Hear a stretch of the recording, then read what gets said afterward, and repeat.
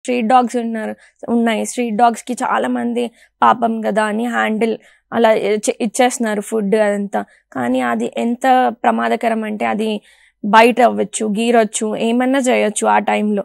So better మీరు మాత్రం ఇవ్వకండి. రీసెంట్గా మన సుప్రీంకోర్టు కూడా ఆగస్ట్ 22 రోజు కూడా మనకి గైడ్ లైన్స్ ఇచ్చింది. లైక్ ఈ వ్యాక్సినేషన్ డ్రైవ్స్ అనేవి, స్టెరిలైజేషన్ అనే ఈ స్ట్రీట్ డాగ్స్ని చాలా వరకు క్యాంపెయిన్స్ నడిచాయండి, ఎప్పుడు కూడా నడుస్తున్నాయి. ఈ స్ట్రీట్ డాగ్స్ని తీసుకెళ్ళి మనం వ్యాక్సినేట్ చేసి, స్టెరిలైజ్ చేసి, అంటే మనం అంటే వాటి నెక్స్ట్ బర్త్ కంట్రోల్ చేయడానికి చాలా చేశారు, ఇప్పుడు కూడా చేస్తున్నారు.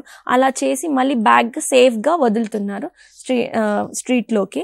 బట్ ఇంకా అయినా కూడా మీరు వెళ్ళి డైరెక్ట్ దాన్ని ఫీడింగ్ మాత్రం మీరు మీ అంతటా మీ చేతులతో వాటికి అన్నము కానీ ఏదైనా ఫీడ్ చేయడానికి మాత్రం ధైర్యం చేయకండి అసలు.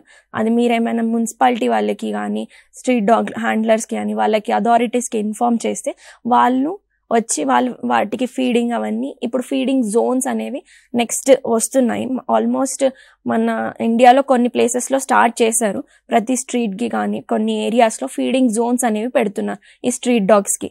వాటిని అక్కడికి తీసుకెళ్ళి వాటికి ఫీడింగ్ ఇచ్చి మళ్ళీ బ్యాక్ తీసుకెళ్తున్నారు. అలా మనం మాత్రము ఎట్టి పరిస్థితుల్లో కూడా మనం హ్యాండిల్ చేయొద్దండి. మనం ఫీడింగ్ అనేది ఇవ్వకూడదు. సడన్గా బయట అవుతుంది, మనం అప్పుడు ఏం చేయలేం కదండి.